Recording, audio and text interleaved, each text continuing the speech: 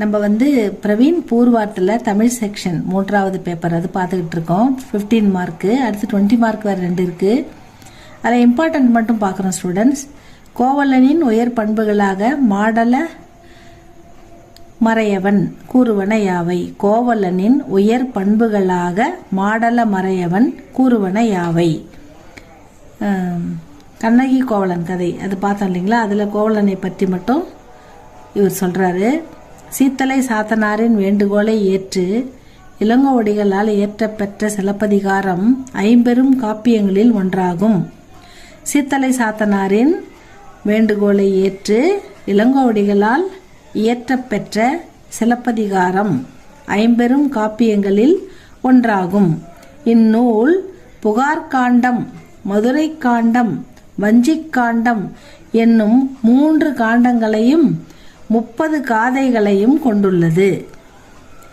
கொடுக்கப்பட்டுள்ள பாடப்பகுதி பாடற்பகுதி மதுரை காண்டத்தை சார்ந்தது. செல்வச் செழிப்புடன் வாழ்ந்த கோவலன் இன்று மதுரையில் வறுமையினால் வாடி சிலம்பு விற்க வந்துள்ள நிலையை கண்டு மனம் வருந்தி மாடலன் கோவலனின் பழம் சிறப்புகளை விளக்கி கூறுகின்றான். மாடலன் கோவலனை கருணை மறவன், செல்லாச் செல்வன், இல்லோர் செம்மல் என்று புகழ்ந்து பாடுகிறான். கருணை மறவன். மணிமேகலையின் பெயர் சூட்டு விழாவில் கோவலன் வந்தவர்க்கெல்லாம் பொன்னை வாரி வாரி வழங்கினான். அப்பொழுது ஒரு அந்தணன் கைத்தடியுடன் தள்ளாடியவாறு தானம் பெற வந்தான். அவன் எதிர்பாராத விதமாக மத யானையின் பிடியில் சிக்கிக்கொண்டான்.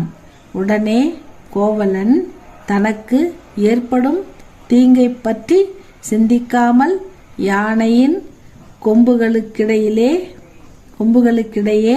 புகுந்து அந்தணனை மீட்டு யானையின் சினத்தை அடக்கினான். அதனால் அவன் கருணை மறவனானான். அடுத்தது செல்லாச் செல்வன். அந்தணன் ஒருவன் கீரிப்பிள்ளையை வளர்த்து வந்தான். அதை அவன் மனைவி கொன்றுவிட்டாள். அதனால் மனமுடைந்த அந்தணன் அவள் கையால் உணவு உண்பதும் பாவம் எனக் கருதி வடமொழியில்